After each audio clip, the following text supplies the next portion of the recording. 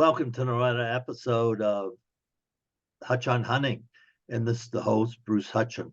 And if you haven't checked me out yet, go to hutchonhunting.com where you'll find all my offerings, all my products, all my services. And basically, I'm a digital scouting service for the state of Colorado. On the show today is Bryan Dickess, and he hails from Southern Ohio, and he just mentioned to me, he said, there's no big bucks down here, or there's few and far between. So Bryan's family's been in Mike's Archery for a long, long, long, long time. And we just talked about the ATA show, and we'll probably get into that. But he's a small businessman. He represents what's good about America, where small business can thrive over many years, even with the narrative saying, well, no, this isn't good. You have to do this and that. Well, Bryan's someone that's done it himself with his mom and dad help. And you might be surprised or not surprised. He went to college and got a degree. Then he got an MBA. So he might be the sharpest knife in the drawer. Depends on who you ask. There you go. There you go. So Bryan, welcome to the show. Bruce, thank you for having us on. I appreciate your time and reaching out to us to meet with you and talk to your followers, and looking forward to what we get into. So Let's just kick it off right from the top. Tell us about your business. absolutely. So Mike's Archery obviously started by my dad, Mike. A lot of people get that confused, especially on social media. I get all kinds of comments about me being Mike, and I am not, even though we put my name under it at Bryan. But been in business since '71, so that'll be 53 years as of this past month, and been doing all archery. That's all we do is no fishing, no guns, just pure archery stuff, and then the all the stuff that goes with it, backpacks and stands and whatever you might need from the hunting side of things. Uh, we were in wholesale. Dad started in retail on his back porch of his house, and grew from there. Ended up with a wholesale business somewhere around 1980. I was only a couple years old at that point, and worked with Easton for being a distributor for them with arrows and all the other major companies in the industry. And until I took over in the late 90s. I graduated from high school in 96, and dad kind of handed me the reins, not totally, but mostly, and said, you can either make it fly or make it sink. And I went to college, and he told me if I left and went away to college, it might not be here when I came back. So I actually went to Ohio University here locally and got my degree and ran the business full time at the same time as going to school. Just kind of kept growing. The internet was new. We moved into some of that with online sales, and now we're back full circle with a full pro shop in here, as well as the online sales, and still working on the wholesale side as well. We work with uh, NWTF, NRA, and some other folks in the past, um, and then just dealers all over the country if they're needing products. So we've got the wholesale side of that, competing there as well. Just a lot of multifaceted directions, and we love archery, and that's the basis of it. And a lot of people have tried to get me into other things, and I'm just like, you know what? When I get a complete handle on archery, I'll think about spreading out into something else. But we're still figuring out archery after 53 years. Well said. Well said. Now, if somebody wants to get to your online store, how do they do that? Just mikesarchery.com. So we're all the social medias, all the website, everything's just mikesarchery.com, and you can find us on Facebook and Instagram and TikTok, and we got a pretty decent following on YouTube as well. So we do a lot of bow reviews and product reviews on YouTube to keep you with the latest product there, from the social media side, and any of those will get you to us. You can always call us as well. And what's that number? Uh, I forget the 800 number, but nobody does long distance much anymore. So 740-532-0142 is the phone number, and you can call us and ask our opinions and order stuff that way as well. And what's your hours of operation? We're in here all week, Monday through Friday, 9 to 5. We don't have weekend hours because we got to hunt sometime. And do you have a shooting range? We do not. That's one thing we do not have is a full range. I mean, we got a lane that you can test bows, get a feel for what you're doing, get it set up, all that stuff. But we do not have an indoor or outdoor range. So if I buy a setup and I want to paper tune it, you have Yeah, the facility to do that. absolutely. Yeah, we can do all that. Definitely get it set up right and get it taken care of and shooting great. We just don't have an indoor 30-yard lane or anything like that for you to shoot at. So you're not doing leagues or anything like that. Nope. We got our hands full keeping everything else going. Well, some people just get involved in that for another revenue source where Right? it's open at night when more they can get more people in the place, and then the people say, "Oh, I need this or I need that." Mhm. Yep, absolutely. And I'm not saying it'll never happen, but as of right now, it's not there yet. All right. Say we just talked about in the warm up of the show about ATA, so I want to give Mhm. your take on how successful ATA Archery Trade Association was for you. Um, so ATA for me, I like it, especially because it's all archery. I know there's probably a lot of dealers around the country that still have to go to all their buy group shows and everything to cover what they have to do for buying and all that. But the Archery Trade Association show totally covers what I need for sure. And if it ever has to do something different, we'll adjust. But we talked a little bit about SHOT Show there before we started and how I've never actually been to one. And SHOT Show is just such a bigger animal covering everything in the shooting sports industries. It's nice for me to be able to go and see all the people I need to see in one spot that are archery specific. It gives me just a chance to look at all the new product, actually put our hands on it if we haven't already got it in the shop. Um, talk to those engineers, talk to those salespeople, get to see the people that we only get to see at the show.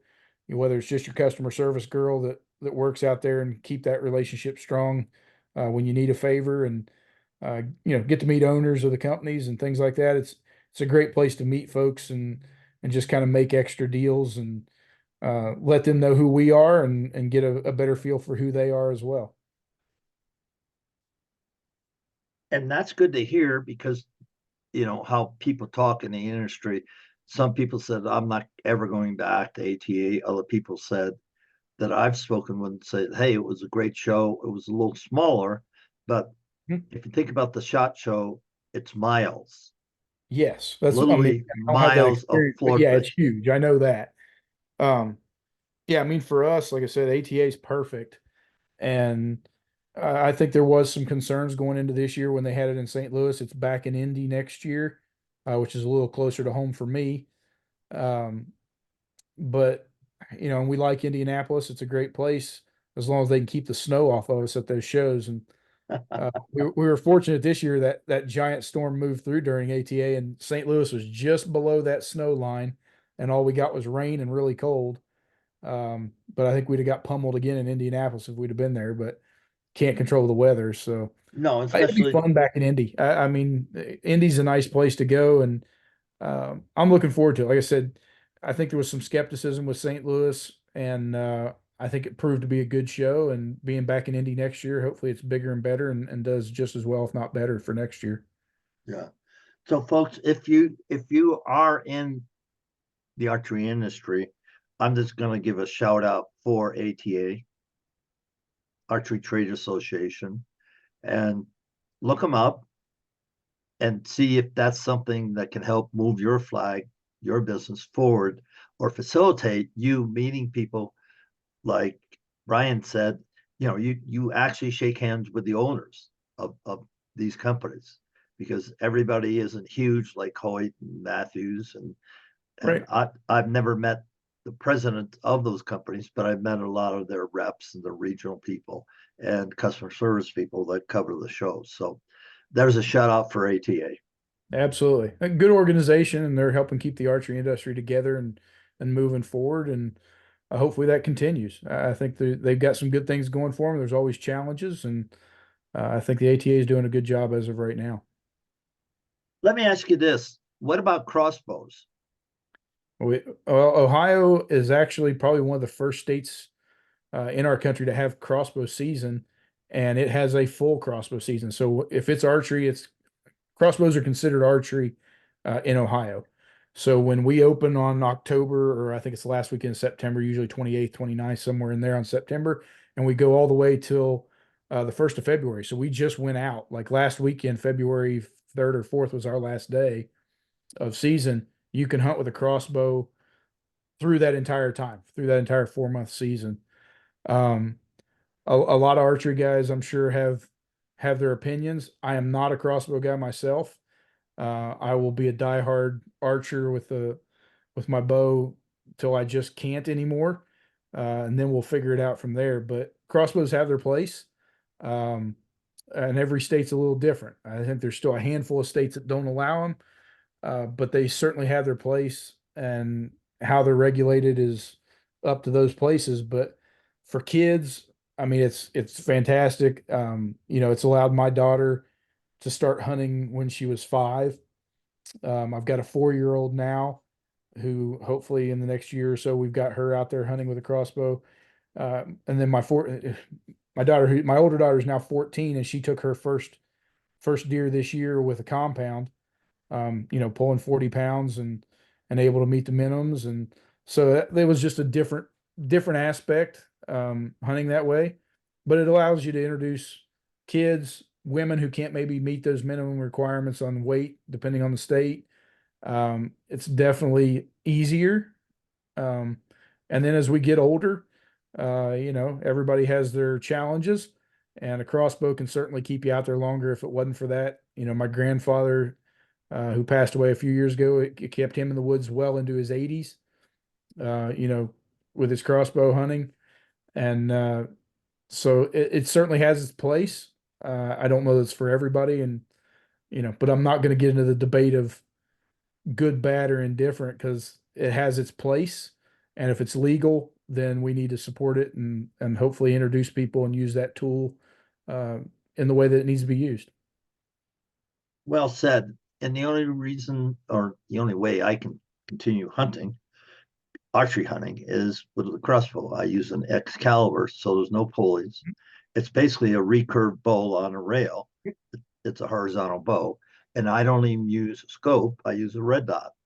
Yeah, Colorado, because you're in Colorado, right? Right. And I have to have Colorado's got some papal weird laws in that. dispensation. Yeah, I have to have papal dispensation from CPW.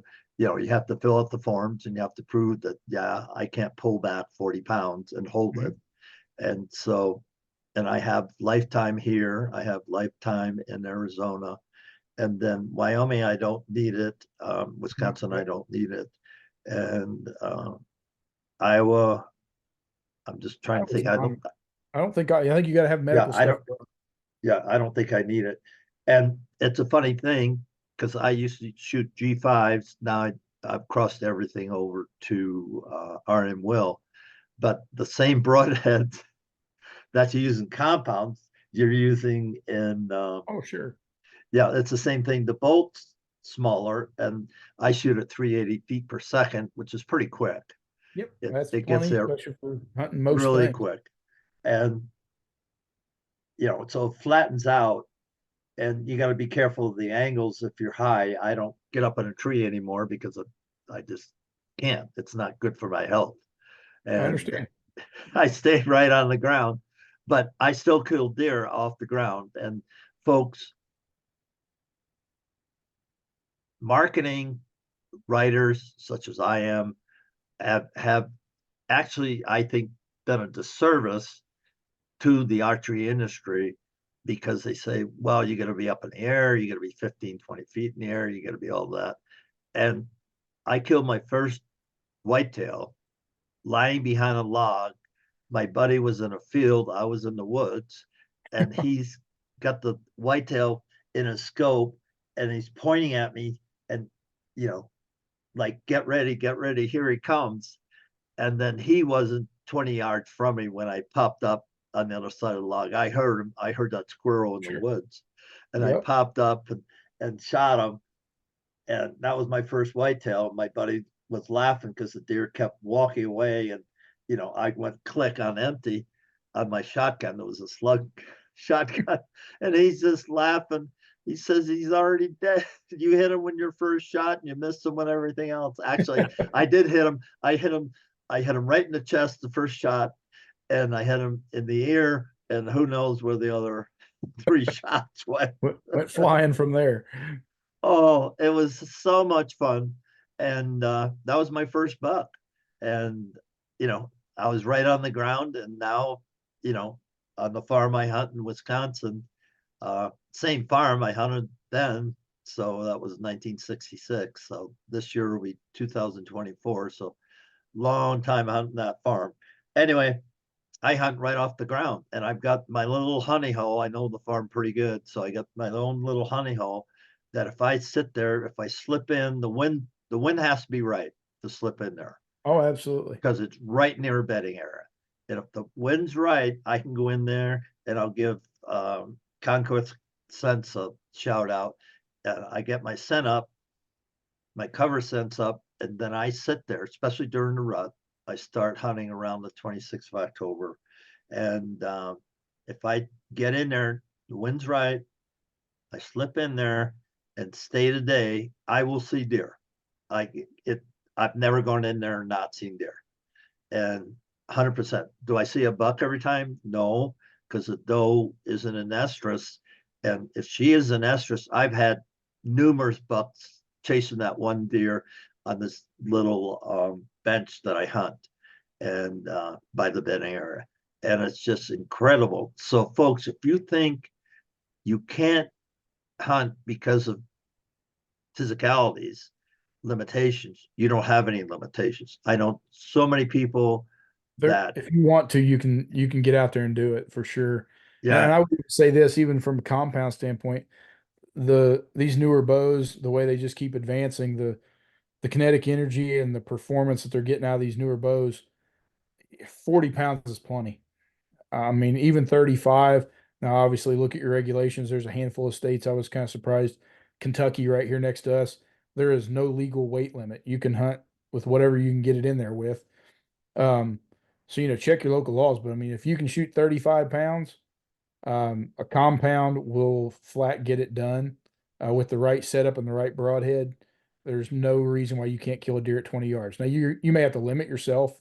You're not going to be taking 80-yard bombs at things and expecting to get the penetration. But if you want to hunt deer or hogs or whatever's in your area and you're getting 20 yards, you can kill anything you need to kill and hunt anything you want to hunt with a compound bow at 35, 40 pounds. and is that off the ground or is that up in the air? I don't know that it makes any difference. I mean, tree stand or not, whether you're in a ground blind or a tree stand, um, I mean, you should be fine. I mean, if you catch a shoulder, it's over, but you try not to make that shot. And I'm still a firm believer, even at 70 pounds, if you dead center that knuckle, you don't have enough to get through it anyway. Right. And some people will argue with that. And I've seen broadheads that have penetrated the shoulder, Yeah, I'm not gonna but say you don't get through occasionally or it doesn't slip through in some circumstances, but under 99% of the time, if you hit that big blade and that knuckle on that shoulder, I don't care what you're shooting, you're done. You're done. the deer's going to get away. So let's just segue right into shot placement. You're a pro shop archery. So people all the time, come to you and say, okay, what shots should I take? You got some people that know it all. They've been there, done that. Yeah, they've killed some deer and they still will take that frontal shot or the hard quartering two shot. And it's like, please don't do that. That's my comeback. So Every let's talk about circumstance, shot placement. yeah. So I mean, every circumstance obviously different, especially on every animal. Um, you got to use your best judgment to make the best ethical shot you can. And I have not shied away from frontals in some situations. I know that is frowned upon, but I have made a few of them, and depending on the situation, they are a very lethal shot. But you better be sure of yourself too. Um, and then obviously the best all around everything broadside, right where you need them to be or a little quartering away, that's what you want, where you can get the angle up through. Um, Quartering toward, I think, is probably worse than a front on frontal shot, in my opinion, because you know you're going to gut shoot it no matter what you do, unless you just really catch it right and catch one lung. Um, a quartering to you is probably the worst shot you can take, um, in my opinion. Yeah, I agree. So I mean, shot placement's everything. A lot of guys want to argue over speed and kinetic energy and everything else under the sun, fixed blade, expandable, whatever. And I'm like, if you put it in the right spot, it will kill them. So whether you put a 2-inch hole in them with a 3-blade expandable, or whether you poke through them with a 1 1/8 fixed blade, you know, head, they all have their place. Depending on what shot you make, if I do gut shoot one, I probably want an expandable. If I dead center it where it's supposed to be, it doesn't matter. Um, so like I said, quartering away a little bit, broadside, that's where you want to be. Um, and if you're not comfortable making those other shots, then don't take them. If you're not confident in yourself, I'm not going to be taking frontals at 50 yards, but if you're 15, 20 and you're on the ground, a charging bull elk comes running in, or I shot my brown bear at a full frontal. He was at almost 30 yards facing me, had no ideas in the world. Um, and it went full penetration from front to the back leg and buried the back hip. And he literally went less than 20 yards on the bank. So, depending on the situation, I'm not going to tell you not to, because the frontal can be lethal, but it's situational. In a tree stand, it's not possible. You can't take a full frontal shot out of a tree stand. You got to be on the ground, spot and stalk, or in a ground blind in some way to be able to pull that shot off for sure. And then broadside and quartering away, it doesn't matter where you're at. You just take it. Take that one, because that's the money shot. That's what you're looking for. What about spines between the shoulder blades? Just I did drill them once right when I was between the young. I shoulder wouldn't blades. recommend it. There's not enough gap there. Especially, I assume you're talking out of a tree stand. But if you're on the ground and their heads down, that's tough. I wouldn't do it. I would wait for something else. That would not be one I'd take. Because some people, say, well, I'll just spine them, especially out of a tree stand. With a rifle, yeah, sure. Well, But yeah, I'm but a talking about with broadhead, both. yeah, with a bow, there's not enough there. And odds are you're gonna deflect off, or something bad's gonna happen for you to actually penetrate into the spine. I mean, we've all, I think, made that mistake. You shoot enough animals, you're gonna accidentally spine one. It slows down the tracking if it happens, but I'm not gonna intentionally go for that at any point in time. And next shots, With a bow, no. yeah. No, I mean, I know guys with guns that do it, but again, you're basically trying to spine them in the neck. There's too much meat and fat and everything else in the neck that you're not gonna. Chances you catching the jugular or that main artery, um, is slim to none, and catching the spine up there again, you're flirting with mistakes. And we're not talking about rifles, folks. You know, Yeah, not at all. This is archery, and the equipment's come so far, so far, so far. Uh, I'm just trying to think. I didn't have a Jennings bow when I started off, but I'm just trying to think. Was it a PSE? I can't. I just can't remember. But back, it way wasn't back. real. It wasn't really fast, and it wasn't a heck of a lot of let off. Not But I not was back then. I was strong. I was strong, so I could hold it. And it was better than shooting, a recurve, or a traditional bow where it's, you're holding it all. But I just remember my first whitetail, it was a perfect, cornering away. And I was in a pine tree, and, it was easy because he came right up to my scent on a fence post. And, it was a perfect setup. And I wasn't that good of a hunter. I just did it. I just did it right. We all got And to start sometime and somewhere. yeah. And, actually, he went right underneath my tree and right to the scent. And I go, holy fright, chewing. that's that's how quick it happened. And that was it.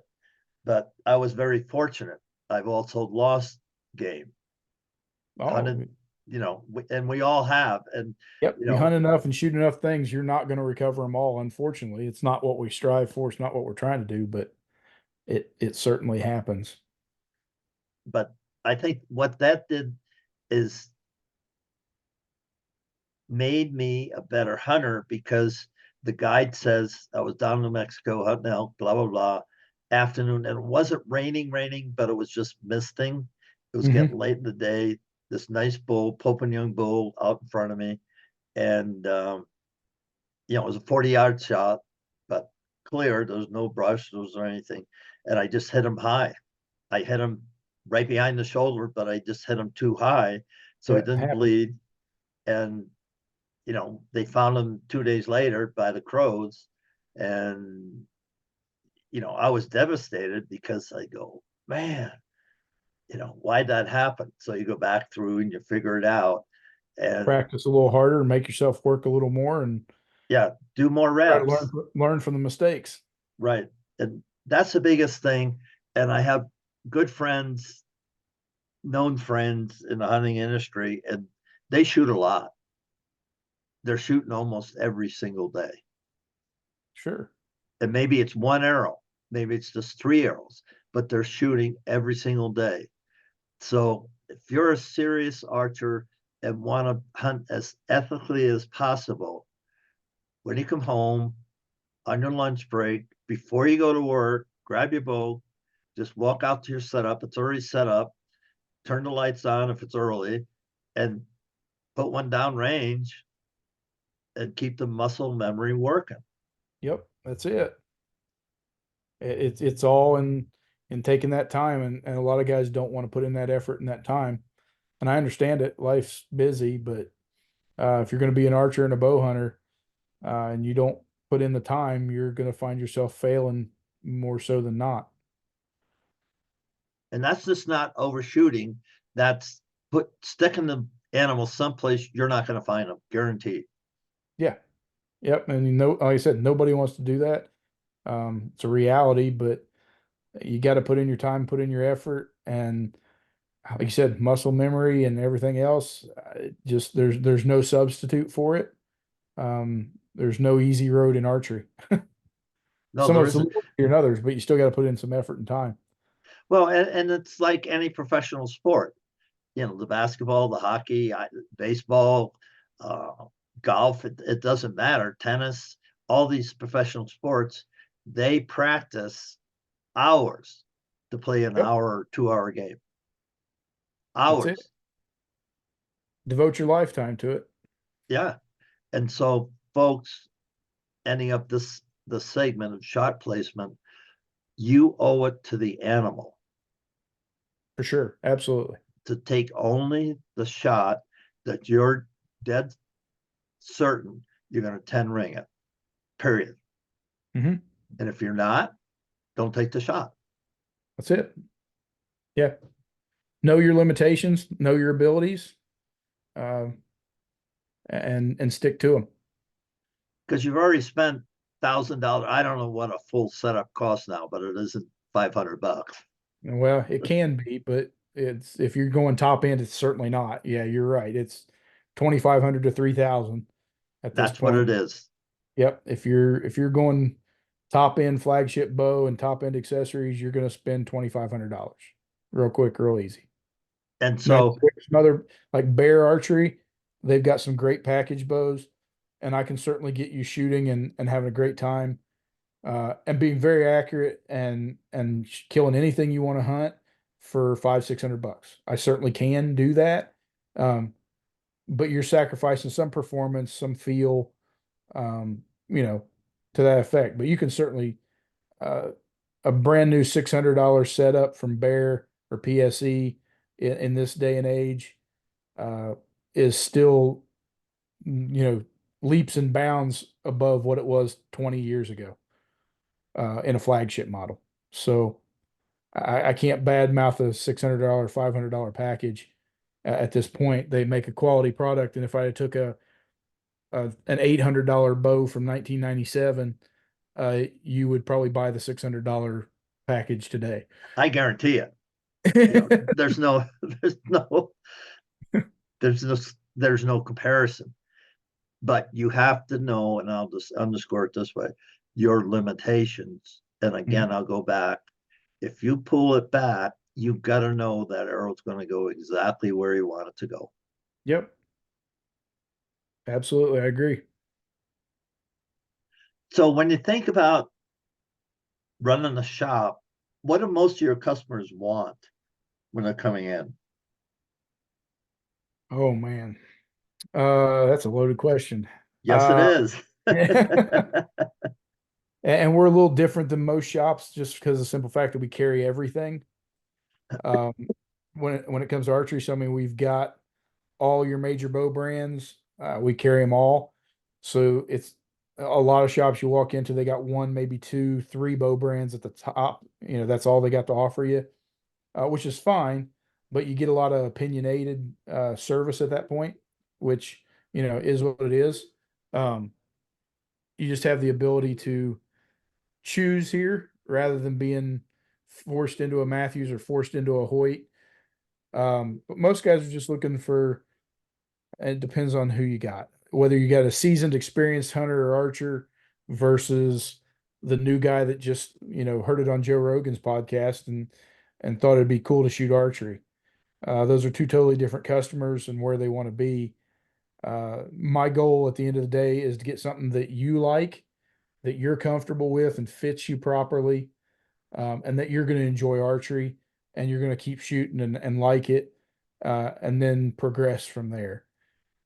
Whatever level that's at, whether you're coming in with your kid that's 5 years old, and I'm looking at a diamond atomic or some little bow like that, or whether you're, like I said, you're new to the game or been shooting your whole life and you're been hunting for 30, 40 years. It comes down to talking to the customer, finding out what the customer needs more so than what I want to sell them. And like I said, we'd much rather put you in something that you walk out of here confident and happy with. If you come into my shop and you tell me your budget's $600, I'm not going to walk you over and show you a brand new Matthews lift. I'm not going to pull out a new Alpha X from Hoyt or a carbon bow from anybody. We're going to go to a set of products that are going to give you your best bang for your buck, um, and get you comfortable and get you shooting. And because if it's not set up right, it doesn't fit you, then you're going to be frustrated and aggravated by the whole situation real quickly. When you go home and you can't hit the target, you can't even hit a pie plate at 15, 20 yards, or you slap your arm 3 or 4 times, or all the bad things that can happen. You're just not going to be enjoying it. You're not going to be happy. So fit and making the customer happy with what they need and what they want, and then just making sure it's set up properly and fit for them, is paramount over everything else. Now, how do you decide what broadheads to recommend to people? I mean, a lot of that can be situational. Obviously, if you take you or my dad, we're shooting 40 pounds, or my daughter or my wife who's only shooting 40 pounds, from a broadhead standpoint, man, that's the most argued thing in archery, I think. But that setup's going to be completely different from what myself shooting 70 pounds and 29-inch draw length, what I can shoot and get away with. Um, and then it's situational on what you're hunting.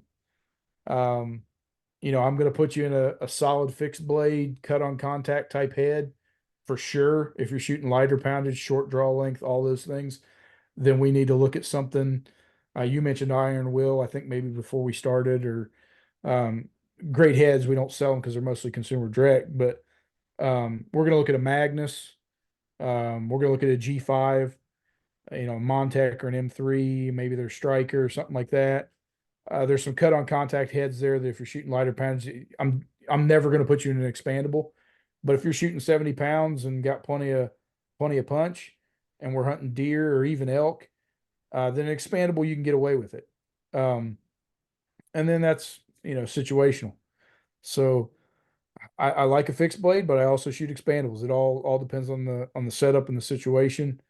Um, turkeys, if you're hunting turkeys, bigger is better and expandable is probably the best because you're going to zip through them and with a fixed blade and not the air is not going to stay in them. And you want to create more trauma because turkeys don't bleed. You can't track a turkey. And if they get airborne, you are done. So, bigger expandables for that situation. Um, if you're shooting a crossbow, like we've already talked about, then most of these new crossbows are shooting so fast. You're not worried about penetration. You're not worried about kinetic energy. Put an expandable on there because what you are worried about is flight characteristic. Now, if you get a slower crossbow or an older crossbow, you can probably get a fixed blade to fly and shoot. But I typically lean towards an expandable on a crossbow just because flight characteristics are better. And you got plenty of punch, whether it's an over the top or a slip cam style expandable, you got plenty of energy there to shoot anything you want with a crossbow. So that's how I approach it for the most part on a broadhead. And like I said, one of the most argued things in archery is broadheads, and we got a whole wall of them so, to argue about. They call it marketing, I think. Yes, yeah. I think it comes back to that shot placement conversation we already had. Right. Put it in the right spot, it don't matter. But if I'm going to hit the scapula, I'd much rather have a G5 or a Magnus over a Grim Reaper or a Rage. But if I pull left and we're all gut shot all the day because I screwed up, then I'd rather have a 3-blade whitetail special from Grim Reaper. You think back into history, you go back all the way to, the beginning, when they're hunters, they used flint and they napped the flint and made arrowheads. And people go around collecting arrowheads throughout the West. And you can do it in the East too, because Indians did it out there and killed Well, we got a turkeys. ton And here in Southern Ohio. The Shawnee tribe is right here on the river. So there you we go. get a lot of heads pop up every spring when the farmers start plowing up the river bottoms. A lot of arrowheads get picked up in those river bottoms here on the Ohio River. And guess what, folks? They killed bear and deer and Mel. turkeys and squirrels. They killed stuff. They were sharp enough. Yep. And I doubt if they were shooting 40 pounds. I really doubt that. Highly unlikely. Yeah. On a willow branch or even hickory or whatever they carve, the longbow out of. But you got a willow branch, you got a piece of wood, some sinew twisted, and then you got an arrow, and then you got an arrow with a lot of FOC front on of center. Yeah. All the weight in the arrow was in that first inch and a It was half. in the rock on the front. that's that's basically it. They were throwing rocks at who knows how many feet per second, but they killed stuff and they ate stuff. And Mm-hmm. yeah, they were, I would dare say, probably better hunters than we were because they might sit for long periods of time because they knew that deer Oh yeah. or whatever was going to come by. Yep. No camo, no scent cover, no nothing. Nope. They were just out there Stealthy. hunting. Stealthiness. Yeah, and spot and stalk, or you know, or just waiting. Good And old still hunting. yeah, and it's just amazing what those hunters could do. And I kind of chuckle, you get in conversations with people. I go, yeah, you would have really you would have gone hungry back in the day Yeah. because we are spoiled. I mean, we really are. Oh, absolutely we are. Because I know in my hunts now, because I don't go up in the air, I stay on the ground and stuff. And so I'm getting back to that route. Yeah, I hunt with a crossbow, so the equipment's completely different. But I'm still, yeah, I wear camo, but my back's into a big old oak tree that's been hollowed out, and I'm pretty much invisible. Mm-hmm.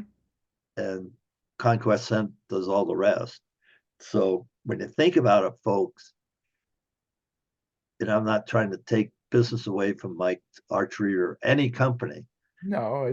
but keep it simple. That's my message right here. Oh, absolutely. Just keep it simple. Go keep it simple, but go to a pro shop like Mike Archery and where they'll listen to you. Don't go to a big box store. Please do not go to a big box store. And I got a Shields hat on here because they gave me a hat and I kind of like the Colorado, so I wear this for my podcast. You can't even see it say Shields. But those people aren't as professional, as knowledgeable as pro shops are, archery pro shops. For sure. And why do you think that is, Mike? I mean, Bryan. I'm sorry. Um, I don't have a good answer for that. I mean, I'm sure there's some out there that do have some really great guys behind the counter at a box store. It's just a matter of who they hired. You know, whether they got a guy that actually has some experience and is participating in the sport, or whether you've just got, somebody that's a Walmart clerk that walked back there from the clothing section that's selling you a hunting license. That's, you know, they have their purpose, they have their place to take care of customers, but if you're not knowledgeable in the sport, then you've got somebody that's not knowledgeable in the sport. And I'm not going to blame anybody one way or another. There's probably some pro shops out there that probably have some people that aren't knowledgeable in the sport too. So, um, find you a good bow tech, find you a guy that knows what he's doing, locally there, and put some trust in him, and certainly they'll typically give you better service and a better opinion, and steer you in the right direction more so than a Walmart counter or a Bass Pro counter sometimes. And I think it's important just to underscore it's your money, folks. You're going to spend $500 or $2,500. It's still your money. So get the best. Because, like myself, I'm just trying to think. It was in the 70s that I shot my first deer with a bow, compound bow. And then I'm not done yet. And I'm 78. So go figure it out. There you You go. know, I'm going to be hunting for a while. I'm slower and elk hunting a chore. Whitetail hunting, I'm 200 yards from where I park my truck, go Sure. down the hill, go across the That's bench. just whitetail hunting. It Yeah, just is and what it is. that's this whitetail hunt. But I can do that until I can't walk 200 yards. There you go. Or until somebody can't drive you down there with a side by side and leave you for the afternoon. Well, yeah, we got a gator that's a retrieval. We don't drag him out anymore. But I got a gator, that Eddie drives down and picks me up or picks up the deer. I prefer not to bring the gator in to pick me up. He said he'd Sure. do it, but Right. it's not that far. And I Do could what you still, can while you still can, for sure. yeah, that's what I'm doing. And that's my story and I'm sticking to it.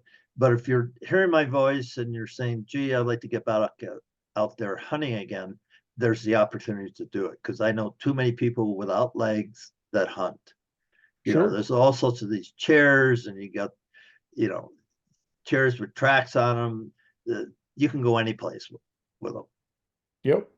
And there's people with one arm hunting and no legs, like you said. And if you want to get out there, I feel like there's people that'll help you overcome whatever you got going on to get you there.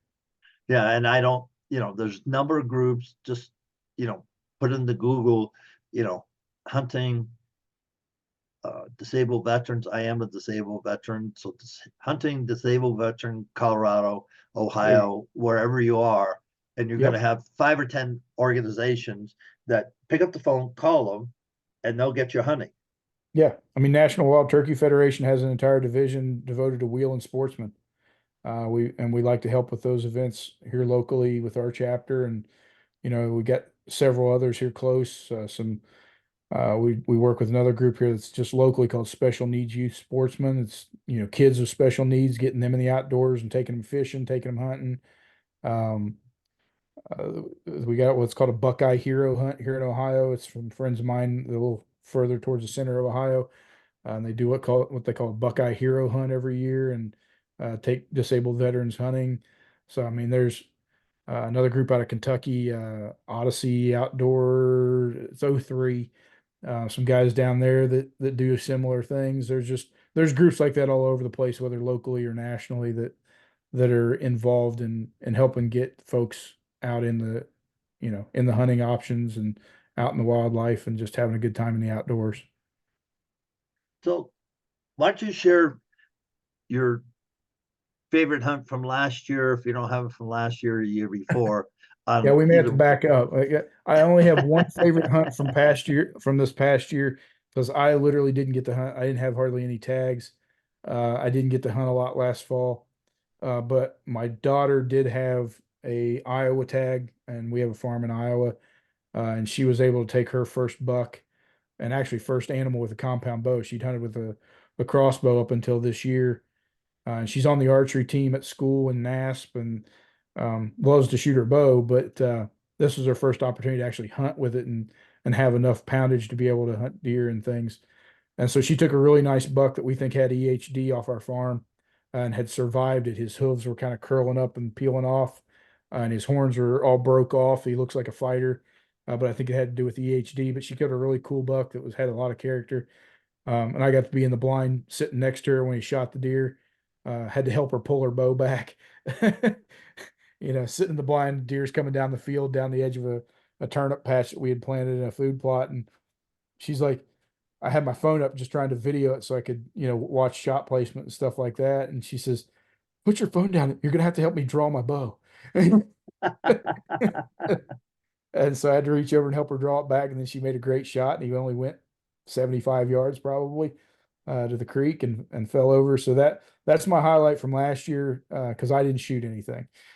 Now, uh, Well, if we go back to the fall before that, I was able to hunt quite a bit the fall before that, and probably my mule deer hunt in Nevada, spot and stalk in the desert, uh, was probably my highlight. I've killed a few mule deer over the years, but an August velvet hunt was a lot of fun, and crawling around, sneaking around the desert, sneaking up on those goofy critters, bumping them and bumping them out and chasing them around, trying to figure out where they go bed and get on them again. And was finally able to make it happen on a really nice buck. He's probably, I don't ever score him, but he's probably in the 180s, yeah, real close to 180s. He's a huge mule deer to me. And so that's probably my highlight from the year before. well, I'm glad you do get off and take time to go hunting because a lot of guys running shops, that's It's the hard. cash flow, that's the engine. And say, boy, if I take a week away, you know, do I have the people that can manage this sucker and I I got a can't great shut the staff here door. right now. Yeah, I got a great staff here right now that if I need to slip away, I typically can. It's not a huge ordeal. We don't have a huge staff. There's only about 8 or 9 of us that work here, um, covering everything. But yeah, if I need to sneak away for a time being, then there's definitely guys here that are well knowledged and well prepared, and I don't have to worry about too much. Closing thoughts. We got about 5 minutes. Okay. Man, I don't know. I guess my biggest thing is I'm always a promoter of archery. And I realize you're covering a larger demographic than that from the hunting side of whatever you're doing out there. Um, I'm going to encourage you to pick up a bow, pick up an arrow, and whether it's at a 3D range or the Vegas shoot that happened last week and shooting spots, or whether you're going hunting, archery is a ton of fun. And I would just, if you're not already doing it, then definitely give it a chance. Get your kids involved in it. Push for those school programs to get those kids shooting bows and arrows. And if you're a seasoned archer, then keep enjoying it and do it to the fullest extent that you can, and introduce somebody else to it. That would be my final thoughts for the day. Well, I appreciate that, Bryan. And thanks for having us down to Southern Ohio and visiting with Mike's Archery today. And one more time, how somebody can get a hold of your shop. Yep, I appreciate the opportunity to be here, Butch, and um, just contact us on any social media, whether it's Facebook, Instagram, TikTok, YouTube. That's all under Mike's Archery, and mikesarchery.com on the website, and give us a call 740-532-0142. And this is Bruce Hutchin, host of Hutch on Hunting podcast. And look me up at hutchonhunting.com and find out how I can be of service to you if you're coming to Colorado and go hunting.